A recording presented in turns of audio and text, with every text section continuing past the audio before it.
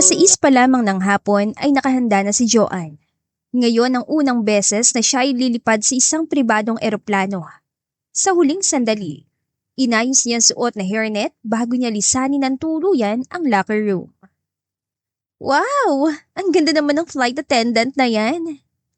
Nang makasalubong niya ang kapwa FA na si Irma ay binati siya nito. Ibang-ibang aura mo ngayon pansin ko lang. Siyempre naman private plane to. Isang kapita-pitagan at kagalang-galang na tao ang may-ari at pagsisilbihan ko. Kaya dapat na iba naman ang ganda ko tonight. Sagot niya sa kaibigan. Para sa mayaman na may-ari ng private plane, isang luho lamang ang basta nito pagpunta sa Palawan sa ganong kalagitnaan ng taon. Pero para sa katulad ni Joanna, hindi pa katagalan sa trabahong pagiging FA, maswerte siya na mapili na kasamang lilipad ng mataas na tao. Ibig sabihin lang nun ay tama ang kanyang ginagawang paghahanap buhay. Subalit nais malaglag ng panga niya na makilala kung sino ang kinasasabi kanyang kapita-pitagan at kagalang-galang na mataas na tao. Darren? Hay, buti naman at kilala mo pa pala ako. Pabulong din ang wika ng lalaking hindi na sana nais pang makita ulit ni Joanne. Ngumiti na lang ang flight attendant at inasiste ang big-time person na siyang may-ari ng private plane. Dati niyang kinakasama si Darren. Sa kasamaang palad, nagkahiwalay sila. Samantala, nagulat man si Darren na datna ng ex-live-in partner na si Joanne. Natutuwa naman siya na naabot na pala ng babae ang mataas na pangarap. Yun nga lang, mas mataas pa rin siya kaysa sa kasalukuyang estado nito. Water please. Utos niya kay Joanne. Sir, excuse me pero water na naman. Hindi po ba makakasama sa inyong sobrang pag-ihi? Lihim na napangiti si Joanne nang bahagya ng namula ang tainga at ilong na mestizo pa naman na si Darren. Sinulyapan kasi ito ng ilang kasama na tauhan at tila napahiya sa tanong niya. Ikuha mo na lang ako, Joanne. Yun ang trabaho mo, di ba? Ngit-ngit ng lalaki. Okay, masusunod po. Inikutan niya ng mga mata ang lalaki. Che, halata naman na pinahihirapan lang niya ako. Mabloated sana ang tiyan niya sa kakainom ng tubig. Mabilis lang, nakabalik na si Joanne bitbit ang bottled water. Pero sakto namang hawak na ni Darren ang bote ng tubig. Biglang lumundo ang takbo ng eroplano. Ay! Nasambit ni Joanne. Napaupo siya sa kandungan ni Darren. Agad namang nakaalalay ang lalaki sa magkabila niyang bewang. Pero wala namang oras para mag-inarte si Joanne. Sunod na kasi niyang namalayan, bumubulusok na sila. Ewan kung guni-guni lang ni Joanne, pero mahigpit siyang yakap ni Darren bago siya tuluyang nawala ng malay. Madali lang yung hinihingi kong kapalit, Joanne. You'll just gonna warm my plane, make me satisfied, at pagkatapos, makakaalis ka na maayos sa islang to. Parang sirang plakang paulit-ulit na nag-play sa utak ni Joanne ang mga salitang winika ni Darren. Pagkatapos bumulusok ng private plane nito, nagising sila na nasa isla. Pilipinas pa rin yon at hindi naman nakakatakot dahil alam niyang kapasidad ng lalaki para mailigtas sila. Pero ang mokong, gusto ng mainit na tagpo daw kapalit ng rescuer na tatawagin daw nito. Buwisit na lalaki? Bulong ng ngit-ngit ni Joanne habang naghahanap siya ng pwedeng makain sa gubat. Bilyonaryo, gwapo, tinitingal at pinipilahan kuno ng mga kababaihan pero ang hayok sa laman. Dagdag niya pa. Nang makakuha siya ng kaunting mangga, bumalik na siya sa pwesto nila. Oh, ito lang ang nakayanan kong makuha, Sir Darren. Ani Joanne kay Darren. Kinuha ng lalaki ang mangga. Come on, Joanne, stop the formality. Para namang wala tayong pinagsamahan. Inaalok na nga kita ng bagay na pareho tayong makikinabang at masasarapan. Aayaw ka pa ba? Alam mo, nagbago nga ang katayuan mo sa buhay, pero naging bastos ka naman. Sabi niya rito sa paangil na tono. Imbis na hanapin mo pang iba mo pang kasama sa eroplano at si Captain, ganyan pang inuuna mo. Kaya na nila sarili nila. At saka bakit ba inaayawan mo kung makasiping sa loob ng eroplano ko? Hindi ka ba malinis? Ano? Talagang bastos ka! Kinuha ni Darren ang braso na sana'y ipangahampas ni Joanne dito. Mabait naman ako, Joanne. Kung gagawin mo lang request ko, makakauwi ka na. Agad kung tatawagin ng mga tauhan ko, magpapasundo tayo dito. At kapag nangyari yon, hindi mo na kailangang magtiis sa lugar na to. Hindi makapaniwala ang tinignan nito ni Joanne. Kung ganon, may cellphone ka? Nasaan? Paano? Bakit yung gamit ko nawawala? Masyado kang maraming tanong. Pero ipinakita din ni Darren sa kanya ang cellphone. May signal ba yan dito? Hindi to ordinaryong cellphone, Joanne. Kapag may inon ako sa settings nito, agad malalaman ng mga tao ko ang lokasyon ko. Alam mo, ang labo mo eh. Sa nakikita ko, sobrang yaman mo na ngayon. Kayang-kaya mo namang mambabae. Bakit ako pang kinukulit mo? Tanong ni Joanne. Malabo ka rin naman, di ba? Iniwan mo ko na walang paalam years ago. Sandaling natameme ang babae. At saka, to be honest, hinahanap ko pa rin ang katawan mo. Kung sa'yo ay baliwala na dalawa lang tayo dito, pues sa akin hindi. At saka ano bang inaayaw mo? Unless may iba na nagmamay-ari sa'yo. Bahagyang dumilim ang mukha nito sa huling sinabi. Sinama nito ng tingin ni Joanne. Grabe na lumalabas sa bibig mo, Darren. Kung tigang na tigang ka na, maghanap ka ng butas sa papasukan mo. Mas gugustuhin ko pang maghirap sa lugar na to kaysa patulan ng kabaliwan mo. Kulang na lang ay isang pa niya ito, kung hindi lang siya nakapagpigil. Sa huli ay mas pinili niya itong talikuran. Sinasabi na nga ba niya at walang magandang patutunguhan ang pakikipag-usap niya dito. Pumasok siya sa loob ng sirang eroplano. Kapiraso na lang ng eroplano ng lalaki ang kasama nila ni Darren, pero sapat naman para maging kanlungan nilang dalawa habang naroon pa sila. Malungkot siyang pumangalumbaba habang nakatingin sa madilim na kalangitan. Kumusta na kaya ang anak ko? Hindi ko man lang matawagan. Siguradong hinahanap na niya ako. Malungkot na ani Joanne. Lumilipad ang isipan sa anak niyang si Enzo. Subalit bigla siya nagpasalamat na nawala ang mga gamit niya doon dahil kung hindi, makikita ni Darren ang kanilang anak. At sa sobrang yaman at sobrang bastos niya ngayon, hindi niya deserve may pakilala kay Enzo. Muling sambit niya sa sarili. Maya-maya, napansin niyang mahangin na sa labas pero hindi pa rin pumapasok sa kanlungan nilang eroplano si Darren. Bahala na nga siya. Ano bang pake ko kung mahamugan siya at sipunin pa naman siya? At ano ba itong naiisip kong pag-aalala kay Darren? Parang sira nakausap ni Joanne sa sarili. Ay, miss na kita Enzo. Sana maayos ka lang dyan. Ang huling salita ni Joanne na may tinig ang hindi sadyang marinig ni Darren. Parang piniga ang puso niya na tanawin na malungkot na nakatanaw sa kalangitan si Joanne. Kaya lalapitan niya sana ito para sabihing tinawagan na niyang kanyang tauhan para sunduin sila. Ngunit naudlot yon. At ang nasasaktang puso ay napalitan ng galit nang marinig ang sinambitang babae. Pabalyan niyang isinara ang ginawa nilang pinto na makapasok siya sa loob. Gumawa yun ng malakas na ingay dahilan para maagaw niyang atensyon ni Joanne. Gulat itong lumingon sa gawin niya. Nagtataka siguro sa kanyang ginawa. Anong problema mo? Ito na nga lang ang nagsisilbi nating tuluyan dito, balak mo pang sirain. Hindi napigilan ni Joanne na singhalan ito. Naku kang lalaki ka ha, hindi ko pa nakakalimutan kung paano mo sinirang pinto natin noon sa inuupahan nating bahay dahil lang sa sumpong mo. Who's Enzo? Your new boyfriend? Bagong asawa? O bagong bibiktimahing lalaki? Siya ba yung ipinalit mo sa akin noon? Kaya bigla ka nalang nawala? Magkakasunod na tanong ng lalaki na hindi pinansin ang sinabi niya. Napamaang si Joanne sa gulat. Hindi niya inaasahan ang sinabi nito.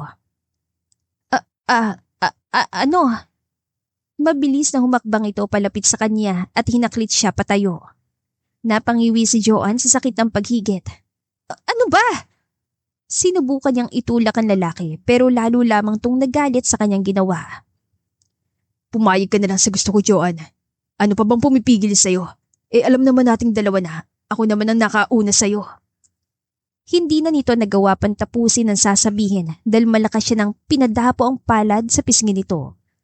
Bumaling pakaliwa ang mukha ni Darren. Ang pisngi ay namumula. Bumakat pa yata ang palad ni Joanne sa lakas ng kanyang pagkakasampala. Sandali silang nilamon ng katahimikan.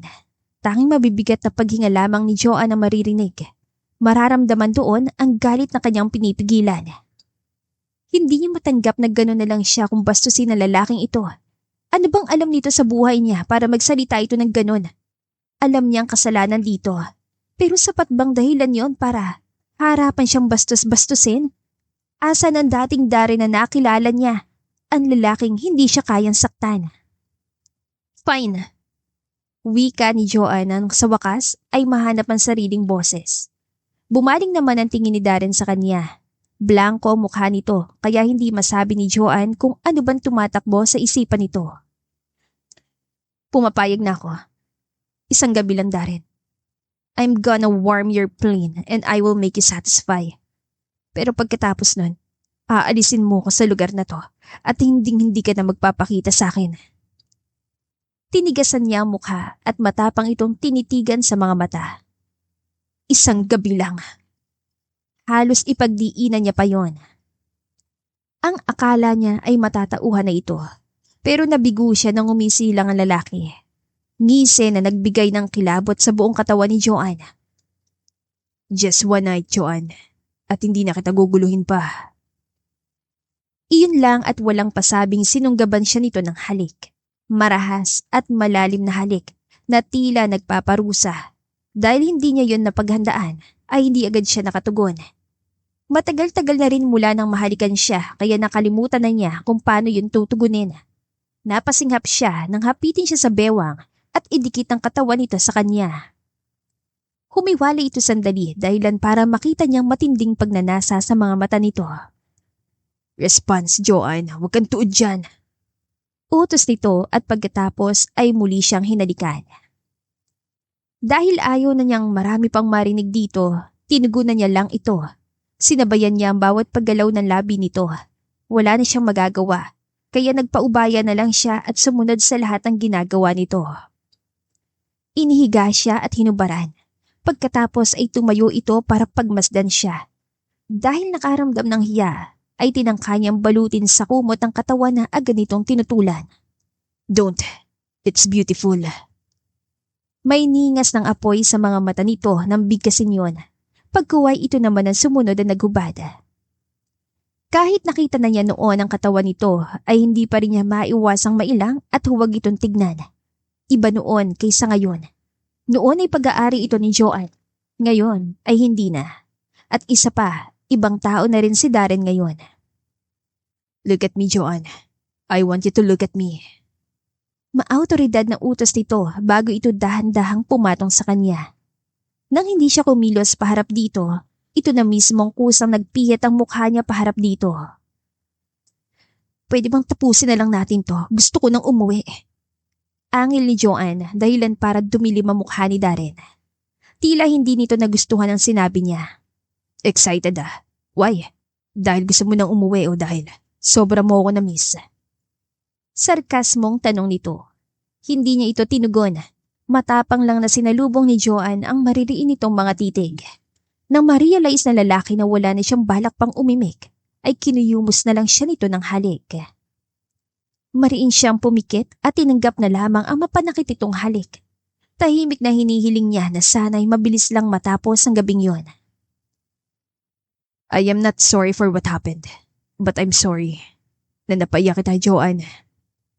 Iyon lang ang salitang namutawi sa bibig ni Darren pagkatapos ng mainit nilang tagpo. Sana masaya ka na nakuha mo ang gusto mong pantasya, na mabinyagan ng eroplano mo ng makamundo mong pagnanasa. May talim na tugon ni Joanne bago niya talikuran ng lalaki. Tahimik na nagtangis bagang si Darren. Sa isip niya, siguro yan demonyo niya sa utak ni Joanne ngayon, pero gano'n na nga siguro. Masisisi ba siya ng babae? Umalis ito nang walang paalam nun. Naiwan siyang hindi malaman kung paano maghihilom. At napuno ng kayabangan ng dibdib niya nang mapagtantong pagkatapos ng maraming taon. Tagasilbi niya ito sa pag-aari niyang eroplano. Buwang ka na, Darren. Ito naisip mong gande para pasakitan siya and yet, nakokonsensya ka. Napapailing na wika niya sa sariling isipan. Sa sobrang inis sa sarili, bigla na lang niyang sinipa ang mga nakaharang na gamit sa kanyang harapan. Saka kinuhang kanyang cellphone. Inulit niyang i-remind ang mga tao niya. Kailangan na silang masundo doon bago pa kung anong kademonyohan ang pumasok sa utak niya. Kinabukasan, walang imik na lumabas ng sirang eroplano si Joanne. Masakit pa ang kanyang katawan pero pinili niyang sa tabing dagat hintayin ang kanilang sundo. Kaninang umaga na magising siya ay wala na si Darren sa kanyang tabi. Naabutan niya ito sa labas. Sinubukan niya itong tanungin tungkol sa susundo sa kanila pero inunahan na siya nito at halos ginawin siya sa lamig ng boses nito. Seryoso rin ang mukha ng lalaki na parang hindi ito ang lalaking nakasiping niya kagabi. At ayaw man niyang magpaapekto sa biglaang pagsusungit at pagiging malamig nito ay hindi niya magawa. Sobra siyang naaapektuhan.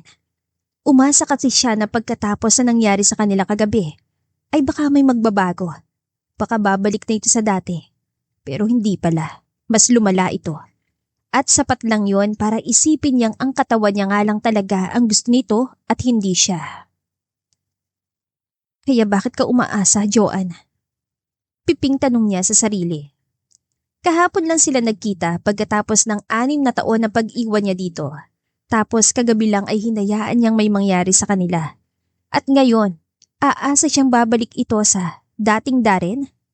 Nababaliw na yata siya. Ilang sandali, napatayo mula sa pagkakaupo si Joanne na marinig ang paglapag ng chopper hindi kalayuan sa pwesto niya. Mula doon ay bumaba ang lalaking hindi pamilyar sa kanya, pero sapat lang para isipin niyang iyon na ang kanilang sundo. Sa tuwa ay masigla siyang tumayo at tinawag si Darren. Darren, nandito na sundo natin! Abot ay nga ang ngiti niya na lapitan niya ang binata. Pero tamad lang na tinignan siya nito at pagkatapos ay nilagpasan siya. Ang ngiti niya ay agad na nabura. Bigla siya nakaramdam ng hiya sa nangyari. Nalingunin niya ito ay kausap na nito ang lalaking bumaba sa chopper. Pagkatapos mag-usap na mga ito ay nauna nang sumakay sa chopper si Darren. Habang ang sundo na tauhan nito ay nakangiting lumapit kay Joanne. Madam, alis na po tayo. Wala na po ba kayong naiwang gamit? Tanong sa kanya. Wala na. Gusto ko nang umuwi. Yun lang at nilagpasan na ito ni Joanne. Nagngingit-ngit siya sa inis. Hindi man lang siya hinintay o niyaya ni Darren na sumakay siya sa chopper at prente nang nakaupo ito doon. Blanko ang mukha. Hindi siya tinapunan ng tingin. Napairap siya. Kung makaakto ito, parang walang ginawa sa kanya kagabi. Gustong-gusto niya itong sumbatan pero pinigilan niya ang sarili. Iisipin na lang niya na ito naman ang gusto niya. Ang hindi sila magpansinan. At isa pa, mamaya maghihiwalay din sila ng landas at hindi na muli pang magkikita.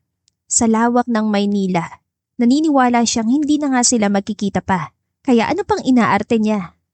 Muli na siya napairap sa naisip. We're here. Pwede ka na magbiyahe pa uwi mula dito, Miss F.A. Joanne. Masigilang sabi kay Joanne ang isa sa tauhan ni Darren.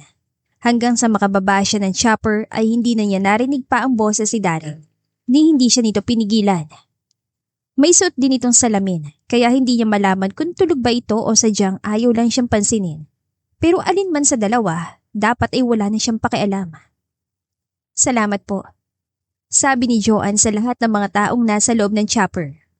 May ibinigay na pera sa kanya ang lalaking sumundo sa kanila sa isla. Ayaw man niyang tanggapin ay no choice siya. Hindi siya makakauwi kung wala siyang pamasahe. Sa tuluyang paglayo ng chopper ay siyang pagbigat ng dibdib niya. Baliw ba ako? Bakit mas masakit na makitang ikaw ang lumalayo sa akin ngayon, Darren? Ganito rin ba nararamdaman mo nung iniwan kita? Tanong niya habang pilit pa ring inaaninag ang papalayong chopper. Hindi niya maintindihan ang sarili. Ang buong akala niya noon ay nakamove on na siya, na nakalimutan na niya ang lalaki. Kaya bakit nagkakaganito siya ngayon? Samantalang, isang gabi lang naman silang nagsama. Bakit parang pakiramdam niya? Ang katumbas na isang gabing yon ay isang dekada. Pero bitin na bitin pa rin siya. Umayos ka nga, Joanne. Kalimutan mo na ulit siya dahil siguradong hindi na kayo muli pang magkikita. Ipinilig niya ang ulo at tagpa siya ng umuwi sa kanila. Malayo pa lang sa apartment na inuupahan ay naririnig na niya ang boses ng anak. Napangiti siya na marinig ang bungis-ngis ng bata. Masigla siyang pumasok ng bahay. Bumungad sa kanya nakabukas sa TV. Sa sofa ay nakaupo ang 5 taong gulang na bata. Naglalaro ito habang nanonood ng paboritong cartoons. I'm home! Masayang wika ni Joanna ikinaagaw ng atensyon nito. Lumingon ito sa gawi niya at halos manlaki sa tuwa ang mga mata na makita siya. Mama! Patalo na bumaba sa sofa ang batang lalaki at sinugod siya ng mahigpit na yakap. I miss you, Mama! Lahat ng lungkot, pangungulila at sakit na nararamdaman kanina ay biglang naglaho nang maramdaman ang yakap ng kanyang anak. Ito ang tanging tao na nakakapagpagaan ng kanyang pakiramdam. I miss you too, Enzo. Pinatakan niya pa ito ng halik sa magkabilang pisngi matapos humiwalay sa yakap. And yes, it's her son, Enzo Villanueva. Ito ang tinutukoy niya sa isla na inakala naman ni Darren na lalaki niya. Pasensya na anak ha. Ngayon lang nakauwi si Mama. Nagka-emergency kasi kami sa... It's okay, Mama. Naipaliwanag na po sa akin ni Tita Ninang kung bakit hindi ka nakauwi kagabi. Natigilan siya sa narinig. Naipaliwanag? Paano nalaman ng kaibigan niya? Sa pagkakaalala niya, hindi naman niya ito tinawagan para sabihin na nangyari sa kanya. Bakla, nandyan ka na pala. Kanina ka pa? Mula sa kusina ay lumabas ang kaibigan niya, si Kara. Ang taong nakakasama ng anak niya sa tuwing naka-duty siya. Kakarating lang.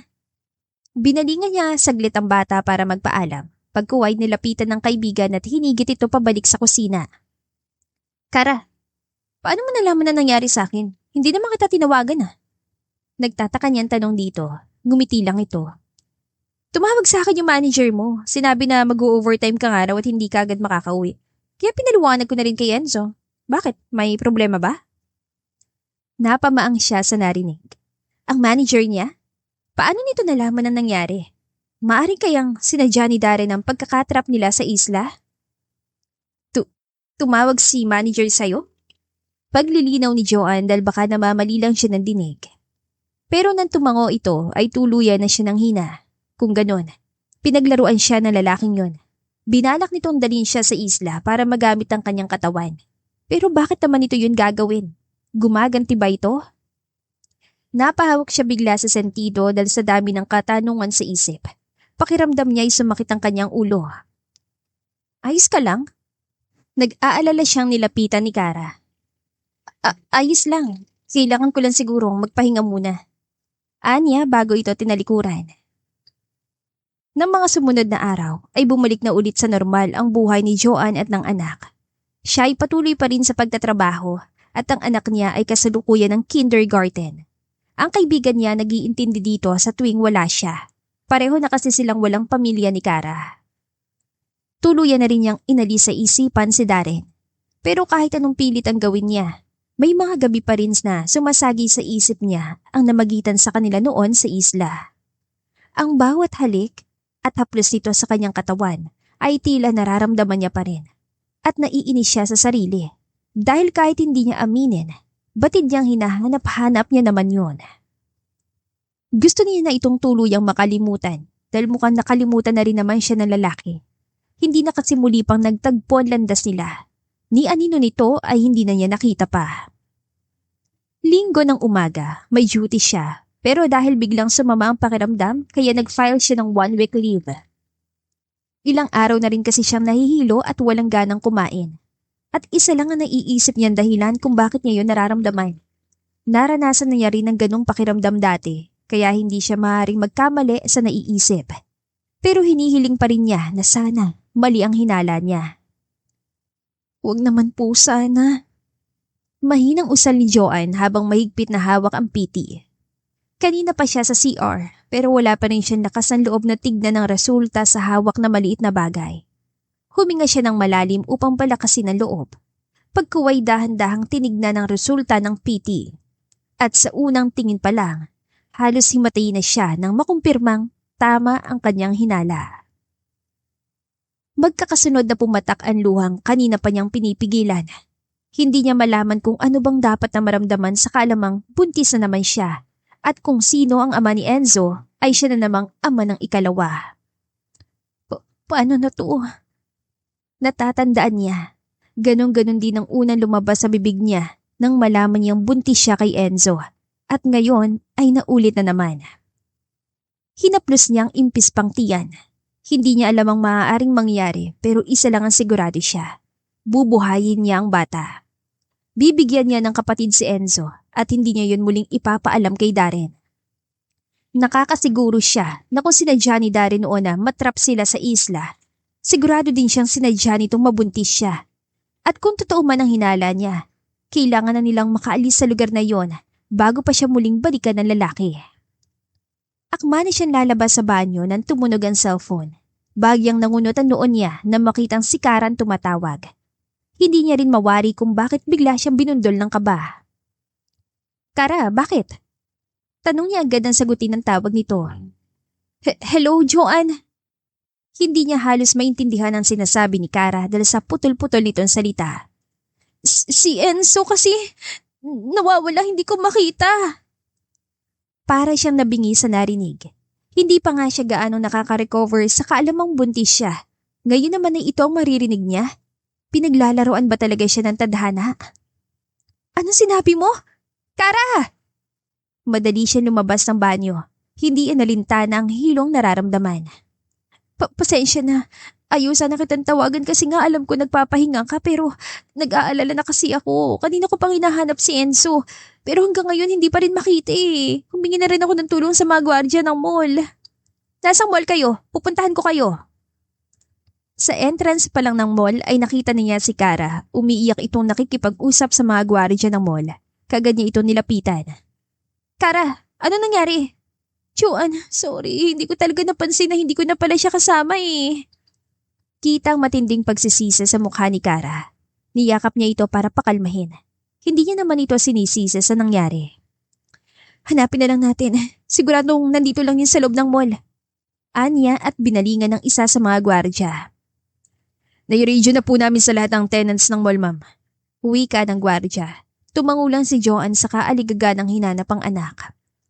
Samantalang sa kabilang banda, kasalukuyan nakasimangot si Darren habang nakapulupot sa dibdib niya ang anak ni Ninong Dante niya na si Mariel. Baby, please, kausapin mo na ako. Miss na kita. I don't know kung ano nangyari sa'yo sa Palawan. Sabi mo magre-relax ka doon pero pagbalik mo, ang laki na ng pinagbago mo. Ungot ng sexing babae. Kagad na lumayo dito si Darren nang akmang hahawakan ng kamay niya. Mariel, listen. I hate to say this pero ilang beses ko ba dapat sabihin sa'yo na walang mangyayaring kasal sa pagitan natin? Ayaw man niya itong saktan at hindi niya mapigilan. Masyadong makulit ang babae. Palagi nitong ipinipilit ang sarili sa kanya. Pero sina daddy na nag-decide kaya wala ka na magagawa kundi tanggapin na lang na sa akin ka rin babagsak. Saglit siyang natigilan sa narinig. Talagang hindi siya nito titigilan. Mariin niya itong tinignan. Sinigurado niyang tatatak sa utak ng babae ang sunod na sasabihin niya. That won't happen, Mariel. Paano kita pakakasalan kung meron na akong sariling pamilya? Family lang ang hiling ng tatay ko bago siya mawala kaya pilit kayang nirereto sa akin. But again, may pamilya na ako kaya hindi na lalong magaganap ang kasal natin. Ang babae naman ay natigilan pero saglit lang dahil magkakasunod din itong umiling. Nagsisinungaling ka lang. Paano ka magkakaroon ng pamilya wala kang siniseryosong babae? Nginisian niya lang ito. Well, you're wrong. Anya at malalaki ang hakbang na iniwan niya ito. Mali ka, Mariel. May pamilya na ako. Magkakapamilya na ako. Ang huling sinaad ay para sa kanyang sarili. Napangisi siya. Sapat na siguro ang 2 linggong nakalipas para malaman niya kung nabuntis ba niya si Joanne. Sira na nga yata ang tuktok niya. Galit na galit siya na marinig ang pangalan ng ibang lalaki sa bibig ni Joanne. Pero hayon, umaasa siyang mabubuo silang muli dahil sa sarili niyang kagagawan. Darren! Don't leave me! Niyaya mo ako sa mall tapos iiwan mo ako? Habol ni Mariel sa kanya. Napapikit si Darren. Oo nga pala. Obviously, he's spacing out. He's not this. Medyo siraulo siya pero gentleman siya. At dahil kinukumbinsi ang sarili, hinarap niyang kinakapatid. Mariel, hindi naman kita niyaya. Pinagbigyan ko lang ang gusto mo. Sabi mo kasi nagmamadali ka para sa bag na gusto mo. Kaya lang pagdating dito, naupo lang tayo doon na para mga teenager. Sumanya si Darren sa hindi kalayuan. Naroon ang tauhan niya at alam na ng mga ito ang gagawin kay Mariel. Ipapahatid na niya ang babae bago pa tuluyang maputol ang kanilang pasensya. Lumiko siya sa Kids Haven. May humatak sa kanya na pagmasdan isa-isa mga batang naroon. At maya-maya lang, nahatak na ng isang batang lalaki ang kanyang pansin. The proud kid is just standing there. Nakangiti ito nakamasid sa pamilyang may nanay, tatay at anak, pero halatang may inggit ang inosenteng mga mata. "What is this?" Tanong ni Darren sa sarili. Bigla kasing tila nanikip ang dibdib niya sa tagpong nakita. "Are you okay lang po ba, sir kuya?" Tanong ng bata sa kanya. Bigla ng pagkawala ng kulay ng mukha ni Darren. Ang bata ngayon, nakita na niya minsan sa kanyang mga childhood photos. "Hey, kid. Who's your mama? Where is she?" Umiling ang bata. "I actually don't know po. Nawawala po ako." "What?" Gulat na bulalas ni Darren. "Okay, what is the name of your mama? Alam mo bang full name niya? At ikaw, anong pangalan mo?" "Yes po. Tinuro na sa school namin yan po. My mama's full name is Joanne Villanueva. And I am..." Naputol ang sinasaad ng bata. Bigla na lamang kasi itong kinarga ni Darren. Sino ka po? Bakit niyo po ako biglang binuhat?" Bagamat nagtataka ang bata ay hindi naman ito pumalag sa pagkakabuhat niya. Nakatitig lang din ito sa mukha niya, kaya kanya itong initian. Weird feelings. Ngayon niya lang ito nakita, pero ang gana agad ng loob niya dito. "You won't believe this, pero kid. Ako ang daddy mo." Tugon ni Darren, dahilan para mamilog sa gulat ang mga mata ng bata. Akma pa sanang iimik si Enzo nang sumulpot na sa harap nila si Mariel. Halata ang pagkiinis sa mukha nito. "Darren, ano ba? Hanggang kailan mo ba ako iiwasan? Ang layo ng tinakbo ko, ang kulit-kulit ng bodyguards mo, pinapauwi na ako." Sumingap ang babae pagdaka. Teka, sinong batang to?" Nang aasar ng umisi si Darren. "Sinabi ko naman sa iyo, Mariel, may sarili na akong pamilya. At ang batang to, siyang anak ko. Ang asawa ko, umalis saglit. At buntis yun, kaya kung ako sa'yo, umalis ka na. Masamang magalit ang mga buntis." Pananakot niya sa babae. Mariing napalunok ang kanyang kinakapatid pero matigas pa rin ang mukha. Magkakasunod itong umiling. No. Hindi ako naniniwala. Ang sabi ni Tito Argus ay single ka, hindi rin alam ni Daddy." "Hindi rin alam ni Daddy. Ngayon ko palang sasabihin sa kanya." Nagngit-ngit sa inis ang babae. Tila gusto pang mga tuwiran. Nagpapadyak pa ito pero sa huli ay wala ring nagawa kundi ang umalis. Sakalang siya nakahinga ng ayos. Siguro naman, titigilan na siya nito. "Totoo po bang sinabi ninyo? Kayo po ang daddy ko?" Nang marinig ang tanong na yon ng bata ay saka palang bumalik sa isip ni Darren na may buhat nga pala siyang bata. Nang tignan niya ito ay hindi agad siya makaimik. Matindi ang pag-asam sa mga mata ng bata. Tila umaasa talaga ito na siyang ama nito at totoo ang sinasabi niya. Akmang ibubukan niya ang bibig na makarinig siya ng pamilyar na boses. "Enzo, anak!" Sabay pa silang napalingon sa pinanggagalingan ng boses. At dinaig pa ni Darren ang ipinako sa kinatatayuan. Ni hindi siya makagalaw at ang mata niya ay hindi maalis ang pagkakatingin sa babaeng dumating. Wala sa sariling ibinaba niyang bata na bigla na lang nagkakawag sa pagkakabuhat niya. Nang makababa ito, ay patakbo nitong tinungo si Joanne na halataring gulat na makita si Darren. "Mama! Kanina ka pa namin hinahanap ng tita ninang mo. Saan ka ba nagpunta? Di ba sabi ko huwag kang lalayo sa kanya?" Ani Joanne sa anak. "I'm sorry mama, kasalanan ko po. Hindi na po mauulit." Tugon ng bata. Nakangiti ito at maaliwala sa mukha. "Huwag na po kayong mag-alala mama, kasama ko naman po si daddy." Dumagundong sa kaban dibdib ni Joanne. Lalo lang yata siya namutla. Anong sinabi mo, Enzo?" Pag-uulit niya. Kahit pa para niyang hihimatayin sa kaba, idagdag pa ang nararamdaman niyang tingin mula kay Darren. "Nandito lang po ako kanina buong oras. Nanonood sa mga batang naglalaro ng lapitan niya po ako. Bigla niya po akong binuhat at sinabi pong siya daw po yung daddy ko. Totoo po ba yun, mama?" Magkakasunod na saad ng bata. Sinulyapan pa ni Enzo si Darren.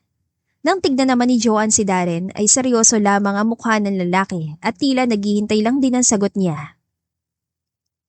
"Ang sabi po ninyo magkamukha kami ni daddy. Pareho kaming gwapo. Kaya ibig sabihin po siya nga po yung daddy ko kasi magkahawig po kami. Look mama oh." Lumapit si Enzo kay Darren at ang ama nakangiting yumukod naman para magpantay sila ng batang lalaki. Di ba po magkamukha kami? This is gonna be my face pagtanda ko po. Anang 5 taong gulang na bata. Napangiti si Darren. Ginulo niya ang buhok ng bibong anak. At kasing talino ko pala siya, Joanne. Nang iinis niyang sabi kay Joanne. Lihim na natutuwa si Darren dahil putlang-putla na ang babae. Halatang may tinatago na hindi na malaman kung paanong patuloy pang itatago sa mga sandaling yun. Where's your tongue now, Joanne? Dagdag pa ni Darren. Marahas na lumunok ang babae. Yes, anak. Magkamukha nga kayo. Lalong lumiwanag ang mukha ni Enzo. Kulang na lang ay magtatalon ito sa tuwa. So, it's true? He's really my daddy? May daddy na ako.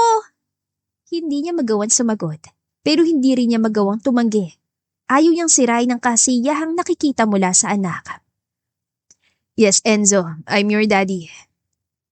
Muling napalunok na lang si Joanne na marinig ang malamig na boses ni Darren. Sa kanya ito nakatingin. Blanko ang mga mata at kinakabahan siya sa kung ano man ang tumatakbo sa isipan nito ngayon. Gustuhin niya mang umalis na roon kasamang anak at magtago mula dito ay hindi niya magawa. Una, dahil muli na naman siya nakaramdam ng hilo. Pakiramdam niya ay mas lalo lamang sumakit ang ulo niya. At pangalawa, sobrang saya ng anak niya. Paano niya maaatim na hadlangan ng kasiyahan nito? Enzo, nandito ka lang pala! Naputo lamang ang tensyon sa pagitan nila nang sumulpot si Kara na halatang nagulat din na makita si Darren. Hi Tita Ninang, meet my daddy. Masayang bati dito ng bata. Joanne, nag-aalala siyang binalingan ni Kara pero tipid nang nginitian niya lang ito. Kara, long time no see. Sarkastikong bati dito ni Darren dahilan para mamutla din si Kara. Dati nilang kaibigan ni Darren si Kara kaya magkakilala ang dalawa. Darren. Ngumiti si Darren pero alam niyang pilit lang yon. Kilala ito ni Joanne at nakakasigurado siyang nagpipigil lang ito ng galit ngayon. Kara, mag-uusap lang kami ni Darren. Sa'yo na muna si Enzo. Saad ni Joanne bago pa man mas lumala pa ang tensyon. Binalingan niyang anak at binilinan na huwag na muli pang hihiwalay sa tita Ninang at pagkatapos ay sinanyasan ng lalaki na sumunod sa kanya. Sa parking lot, kung saan tahimik at walang tao, dinala si Joanne ang kanyang mga paa. Pwede ka na magpaliwanag, Joanne. Walang tao, walang makakarinig, kundi ako. Don't waste my time here. Supladong wika ni Darren. Sorry. Kusang namutawi sa labi ni Joanne. Sorry, for what? Can you make it more transparent now? Well, nandito na lang din tayo, hindi ba? Oo na. Sorry kasi tinago ko si Enzo sa'yo. At sorry sa pag-iwan ko sa'yo noon. Bahagyang tumawa si Darren. Aamin ka ba ngayon na nagigilty ka? Sinusumbatan mo ba ako? No. Gusto kong matapos sa mga sinasabi mo ngayon din. Tiimbagang natugon ni Darren. Alam mo, hindi ka nagbago eh. Inaaway mo pa rin ako sa tuwing naiinip ka, nakakainis ka. Ikaw rin, wala kang pinagbago. Ginagamit mo pa rin yung ganyan mo sa tuwing may pinagtatalunan tayo. Pero hindi mo ko maluloko ngayon. Dapat ka magpaliwanag, Joanne. Ng buong buo. Fine. Nung iniwan kita, hindi ko alam na buntis na pala ako. Late ko nang nalaman. Natahimik na si Darren na magsimula siya magsalita. Umalis ako kahit ayaw kong iwan ka. Tinatagan ko ang loob ko dahil yun ang kailangan. Sobrang hirap ng buhay natin noon, Darren. Hindi ko alam kung makakaraos pa ba tayo kung ipagpapatuloy ko pang pagsasama natin. Natatakot akong isang umaga. Mamatay na lang tayo ng dilat dahil sa gutom. Tama si Lola. Hindi tayo mabubuhay ng pagmamahal lamang. Kaya nagdesisyon akong sumama sa kanya't iwan ka. Hindi ko na sinubukan pang magpaalam sa'yo dahil alam ko, magbabago lang ang isip ko kapag pinigilan mo ko. Ramdam niya ang pagbigat ng dibdib na maaalala ang naging buhay nila noon ni Darren. Teenager sila nung magpasya silang mag-live-in. Parehong hindi nakatapos ng pag-aaral at pareho na walang matinong trabaho. Hirap sa buhay at nagsisiksikan sa maliit na barong-barong. Pero aaminin niya, ang buhay na kasama ito noon ay isa sa mga masasayang araw niya. Kahit ubod yun ang hirap at puno ng pagkalam ng sikmura. Pero ika nga nila, hindi sapat na masaya ka lang. Hindi sapat ang pagmamahal lang. Kailangan din ng pera at ng matinong trabaho. Kaya sumama ka sa mayaman lalaki, hindi ba? Nasaan siya? Iniwan ka ba niya nung nalaman niyang buntis ka? Mariin at magkakasunod na umiling si Joanne. Nagtataka niya itong tinignan. Hindi ko alam kung saan mo nakuhang ideyang yan, Darren. Pero nagkakamali ka. Wala akong ibang lalaki. Mas lalong hindi ako sumama sa iba. Umalis ako para maipagpatuloy ang pag-aaral ko at para matupad kong pangarap ko. Tila hindi pa rin ito kumbinsido sa naging sagot niya. Kung hindi totoo yan, bakit hindi mo ako binalikan? Natupad ng pangarap mo. Bakit hindi mo man lang pinakilala sa akin ang anak ko? Alam mo ba kung gaano kasakit yun sa akin? Nagbaba siya ng tingin na makitang pamula ng mga mata ni Darren. Alam niyang pinipigilan lamang nitong huwag umiyak at iyon ang ayaw niyang makita. Buisit naman, Joanne. May anak pala ako pero hindi ko alam. Ipinagkait mo siya sa akin. Anong kasalanan ko sa'yo para gawin mo yun? Minahal lang naman kita. Sana man lang noong natupad mo ng pangarap mo, naisipan mong hanapin ako at ipakilala siya. Anak ko rin siya, Joanne. Kasabay ng pagkabasag ng boses nito ang pagragasa ng masaganang luha. I'm sorry. I'm sorry, Darren. No! Mariin itong umiling. Patuloy pa rin sa pagluha pero matigas na ang ekspresyon ng mukha. Kukunin ko siya sa'yo. Ano ko siya at may karapatan ako sa kanya. Sa narinig ay kinakabang tinignan ito ni Joanne, dahilan para masalubong niya ang hinanakit sa mga mata nito. Hindi mo pwedeng gawin yan. Then choose, Joanne. Pakakasalan mo ko o ilalayo ko sa'yo si Enzo. You know my capacity. Natigilan si Joanne at nanlaki ang mga mata sa narinig. Hindi makapaniwalang tinignan niya ito. Seryoso lang ito at walang bahid ng anumang pagbibiro sa kanya. Darren, hindi niya inaasahan ang sinabi nito o baka nabingi lang siya. Bakit naman siya aayain itong magpakasal? Posible bang mahal pa rin siya nito? Sa naisip ay nabuo ang pag-asa sa puso niya dahil kahit matagal silang nagkalayo, ay hindi naman ito nawala sa puso niya. Gusto kong ipakasal ni Daddy sa anak ng kumpare niya at para hindi matuloy ang kasal na yon, kailangan mo akong pakasalan. Pareho tayo makikinabang at mabibigyan pa natin ang buong pamilya sa Enzo. Kagad ding binawi ang pag-asang nasa puso ni Joanne. Namutawi ang sakit sa kanyang mga mata nang muli itong tignan. Okay na pala kayo ng daddy mo. Kaya pala, bilyonaryo ka na ngayon. Simpleng tango ang tugon ni Darren. Pero tama ba? Gagamitin mo ko. Bakas ang hinanakit sa boses na tanong niya sa lalaki. Ang akala pa naman niya. Hindi naman nagawang sumagot ni Darren. Napahawak si Joanne sa sentido. Ang sakit ng ulo niya ay mas lalo lang yatang lumala. Umiikot na rin ang paligid niya. Mariin siyang pumikit. Napansin naman yon ni Darren. Nag-aalala siya nitong hinawakan sa braso. Ano nangyayari sa'yo, Joanne? Ini si Joanne kaya pinalis niya ang kamay nito. Okay lang ako. Huwag mo kong hawakan. Pero hindi na niya nagawa pang ituloy ang sasabihin. Mas lumala ang pagkaliyong nararamdaman. Naduduwal na rin siya. At bago pa man niya muling maibuka ang bibig, ay tuluyan ang dumilim ang lahat sa kanya. Tuluyan na siyang nawala ng malay. Hindi na niya namalayan ang pagbagsak niya sa bisig ni Darren. Hindi na rin niya nakita kung paano kinain ng matinding pag-aalala ang gwapo mukha ng bilyonaryo. Nang magkamalay si Joanne, ay kasama niya pa rin si Darren. Kasama din ito sina Cara at Enzo na parehong nag-alala sa kanya. Si Darren, bagamat halata ang pag-alala, ay hindi pa rin maalis ang kaseryosohan sa mukha. Mataman itong nakatingin sa kanya na tila may mali na naman siya nagawa. Congrats, Mrs. You are 2 weeks pregnant. Hindi malaman ni Joanne kung paano magre-react sa sinabi ng doktor. Oo, at masaya siya sa narinig.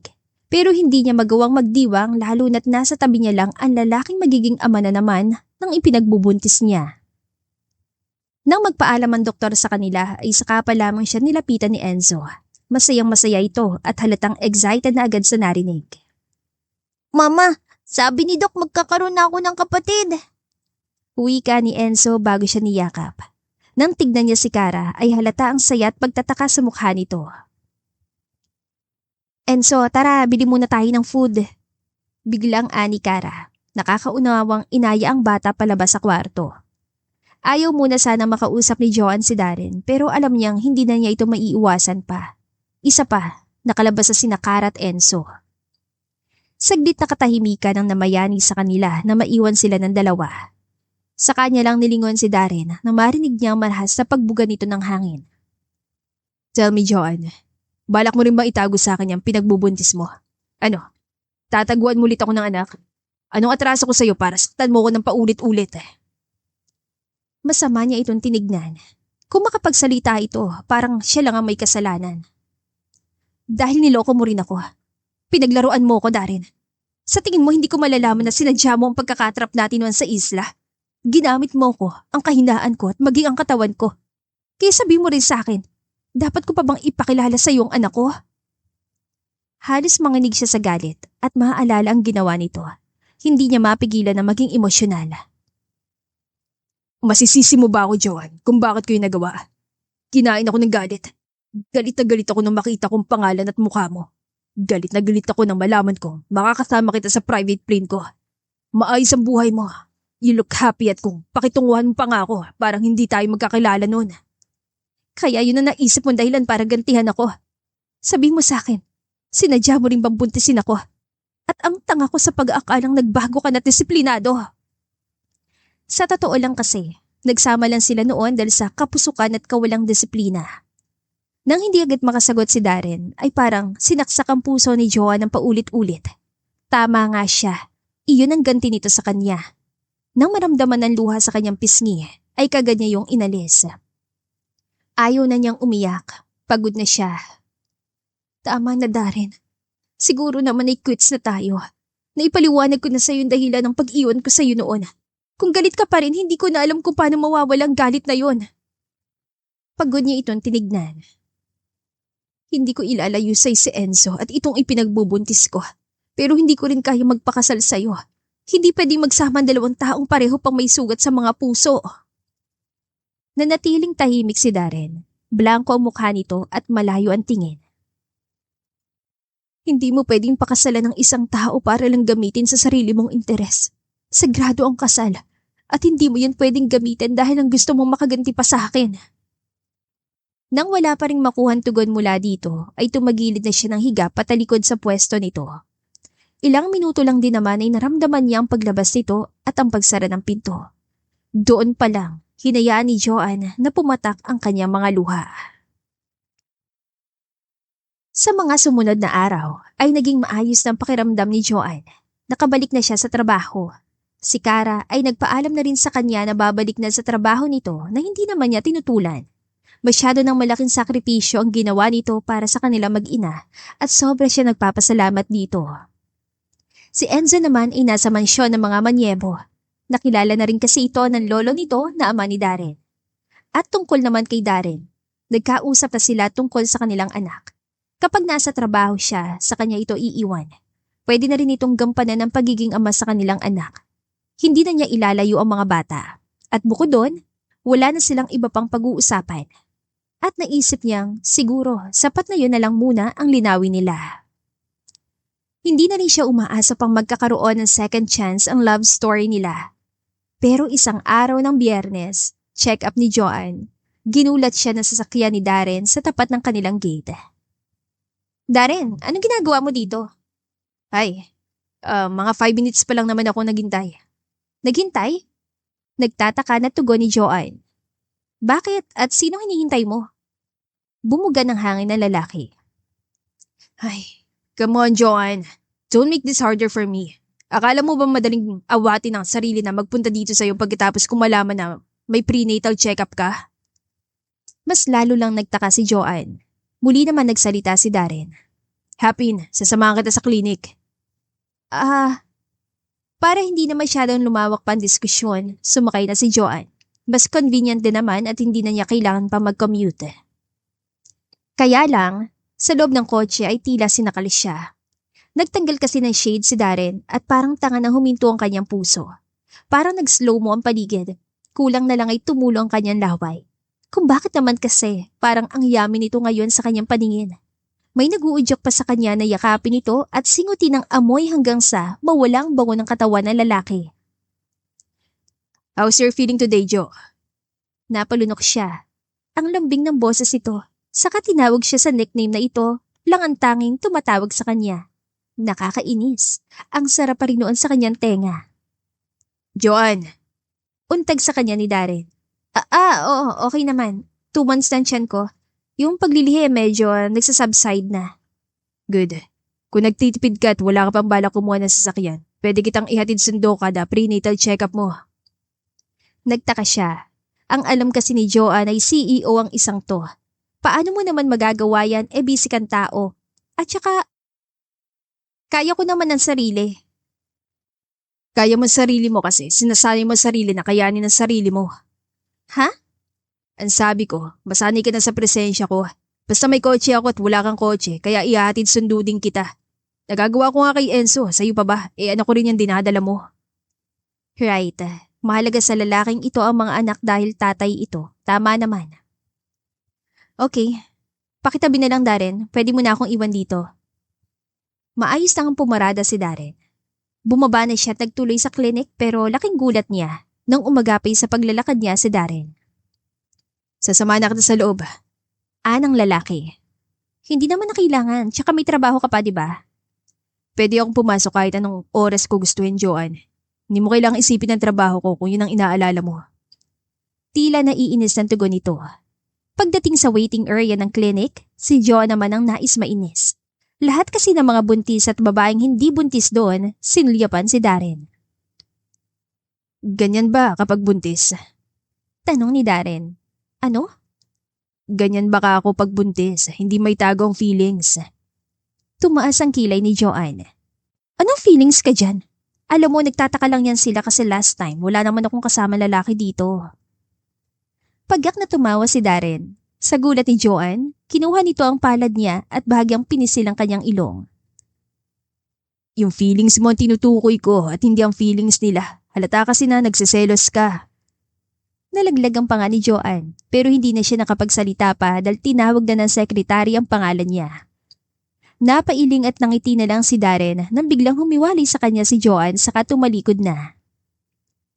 Doc, magda-Doppler ultrasound po tayo? Akala ko last time sabi mo not necessary naman. Nagtatakang tanong ni Joanne na makitang hawak ng kanyang doktora. Yes, pero today necessary naman. Sagot ng doktora. Na-request ko kay Doc. Singit ni Darren. Kailangan nating ma-sure ang condition ng baby sa womb mo at gusto ko marinig ang weird sounds ng baby. Nag-research kasi ako lately about pregnancy. Yung mga bagay na hindi ko nagawa nun kay Enzo. I wanna do it our second child. Mabilis sa pintig ng puso ang tahimik na sinagot ni Joanne sa sinabi ni Darren. Nasulyapan niya naman na tila kiniligan doktora at ang sekretary nito.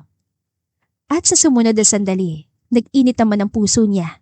Tahimik na pinakinggan nga ni Darren ang weird na sound ng anak nila habang mara na hinahaplos ang kanyang tiyan.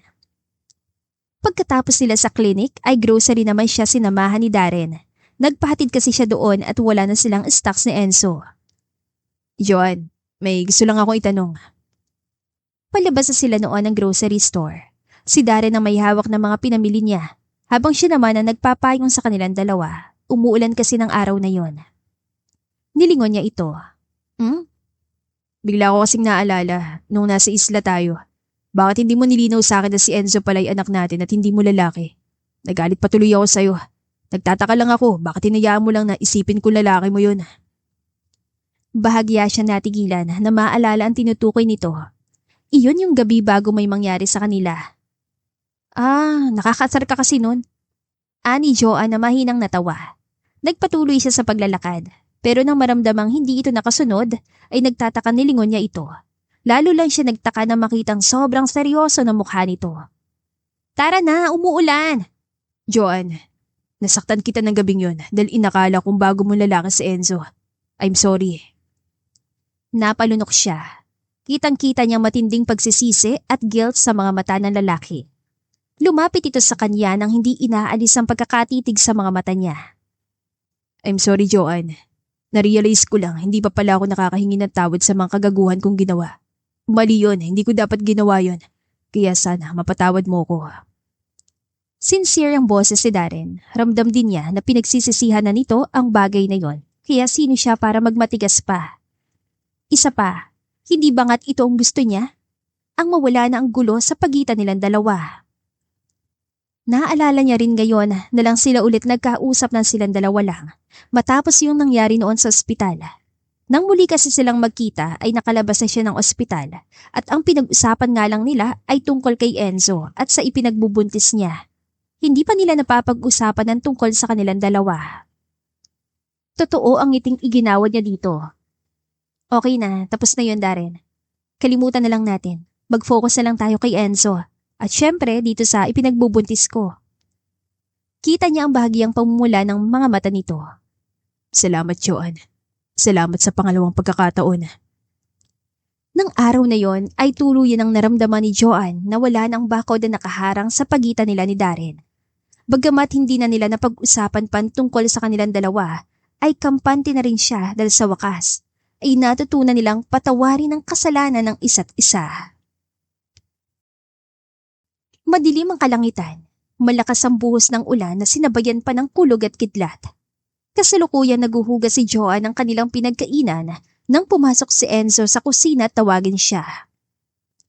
Mama, pwede po ba dito na lang matulog si Daddy? Sobrang lakas po kasi ng ulan. Baka po mabasa siya at magkasakit. Itinigil niya ang ginagawa at hinarap ang bata. Nakikiusap ang mga mata nito. Ang totoo ay kanina niya pa rin binabalak na sabihan si Darren na doon na magpalipas ng gabi. Nag-aalangan lang siya dahil hindi niya alam kung saan ito patutulugin.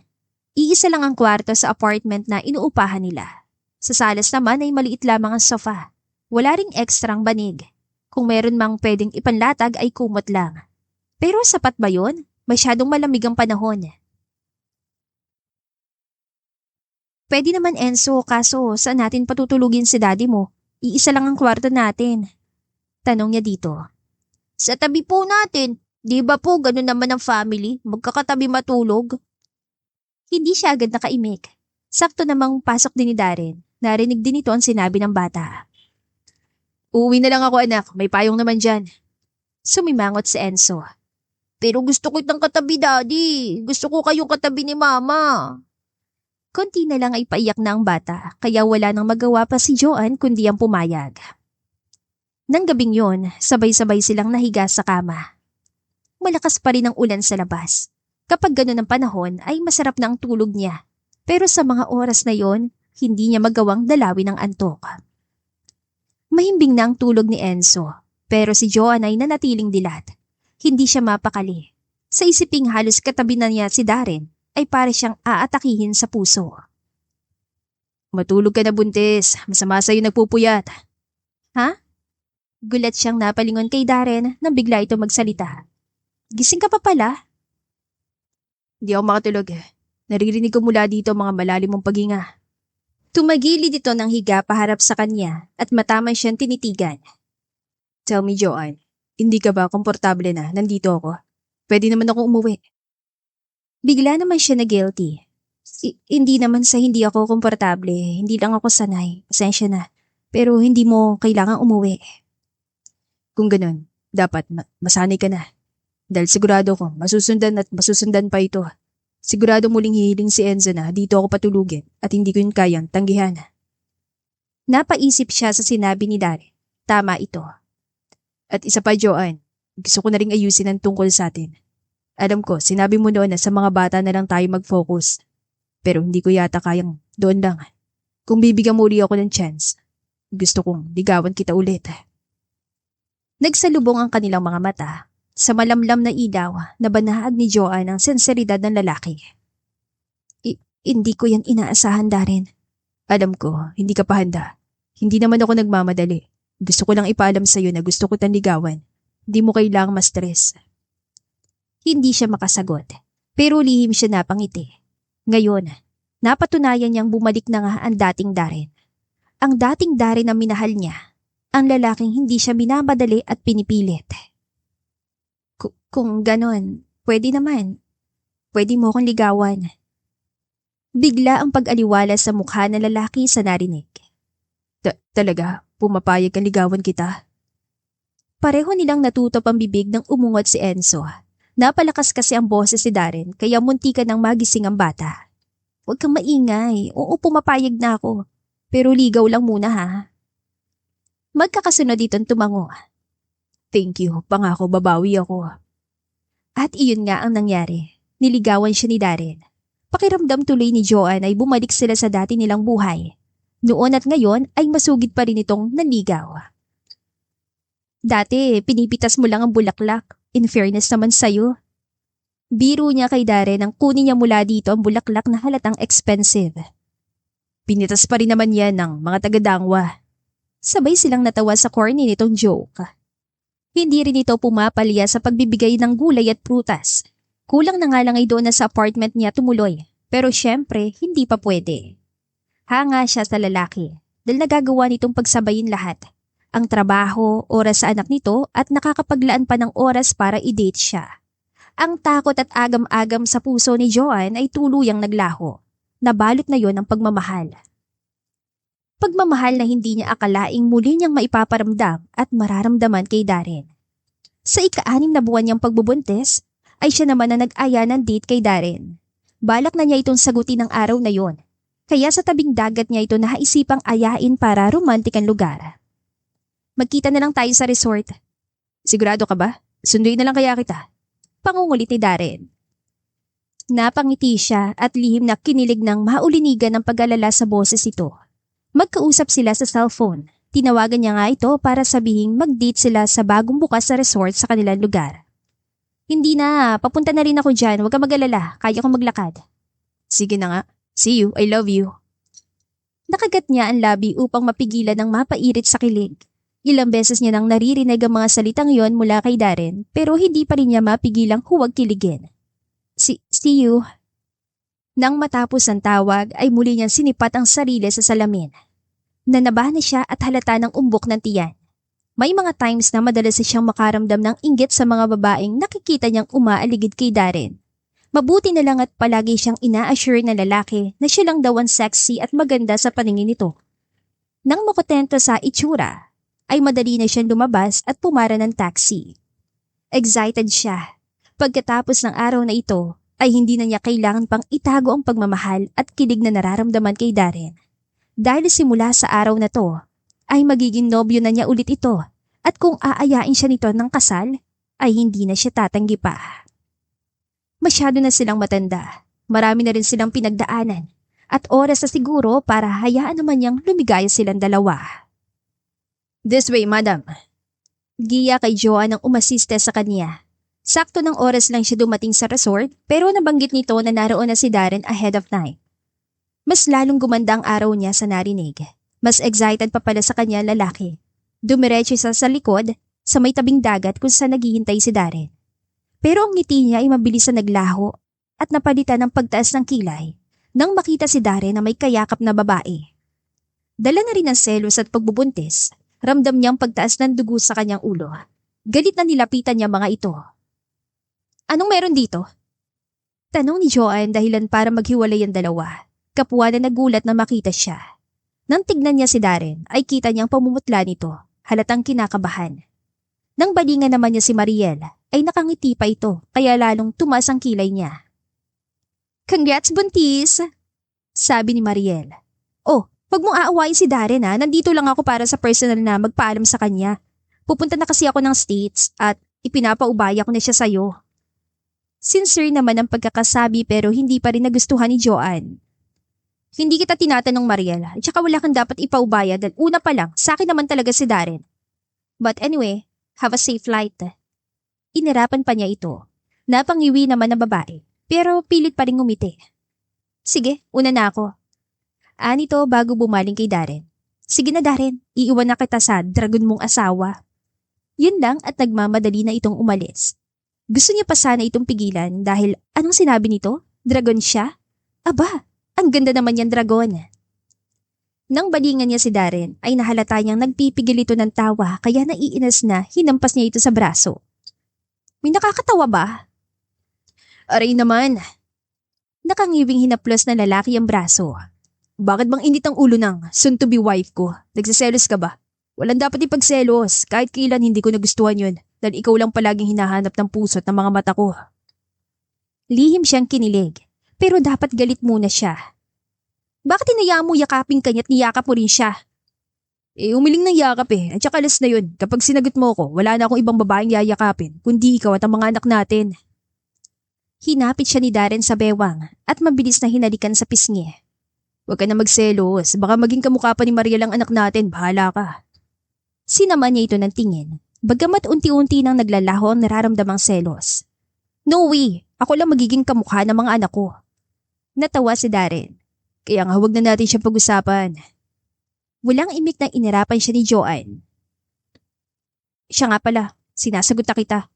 Mula ngayon, nobyo na kita, kaya wala ka na ibang babaeng yayakapin kundi kami lang ng anak mo ha. Sama ako magselos. Hindi umimik si Darren, para itong naistatwa sa narinig. Bahagya bang nakabuka ang bibig. Anong itsura yan? Parang tanga. Ulitin mo ang sinabi mo. Sinasagot mo na ako. Darren, oo nga. Hinapit siya ng yakap na lalaki. Mahigpit, kasama ang pag-iingat sa kanyang baby bump. Nang maghiwalay sila, parehong natawa at may luha na kasi sa kanilang mga mata.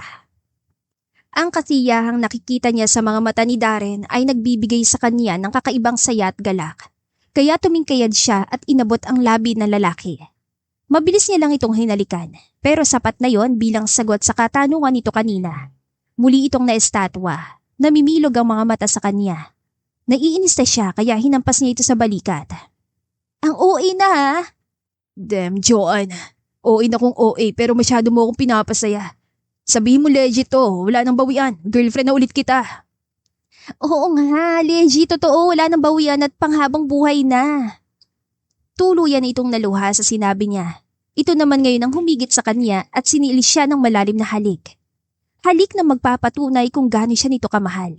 At kung gaano katamis ang halik ni Darren ay ganun din kasarap ang pagmamahal nito. Mahal kita Darren, mahal na mahal. Hindi na ako aalis, promise. And I love you so much, Joanne. At kahit umalis ka pa, hanapin at susundan pa rin kita. Wala ka nang kawala. Malakas na loob ko ngayon at kaya na kitang ipahanap. Natawa na naman si Joanne. Muli siya nitong kinabig para halikan na kanyang buong pusong tinugon. Punong-puno ng pagmamahal ang puso ni Joanne. Alam niyang iyon ang umpisa ng panibagong yugto ng naudlot nilang pagmamahalan. At ipinapangako niya na hindi na ulit yon maaawat. Hindi na siya aalis. At kung may pangarap man siyang gusto pang abutin, tutuparin niya yon nang hindi iniiwan si Darren. FA ka na. May eroplano na ako.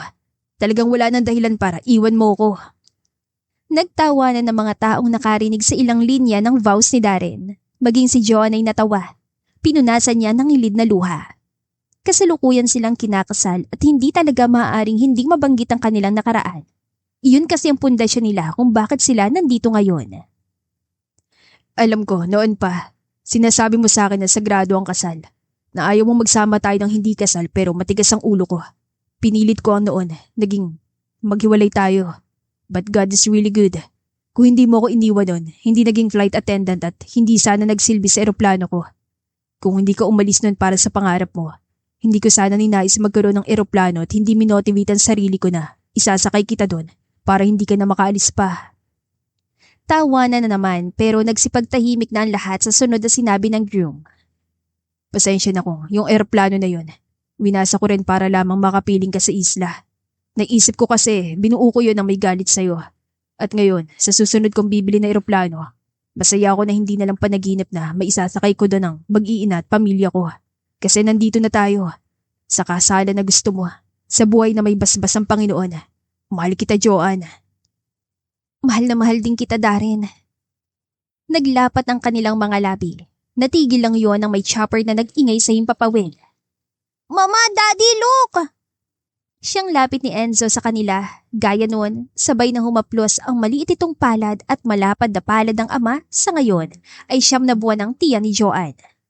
At may pasabog pa talaga ang mga katrabaho ni Joanne dahil nang lingunin nilang taas. May congratulations na banner. Maaliwalas na napangiti siya dahil sa likod ng banner na yon, ang higit niyang nakikita ay ang ganda ng langit. Tila pinapahayag noon na nakasama nila talaga ang Diyos sa bubuksan nilang bagong pag-iibigan.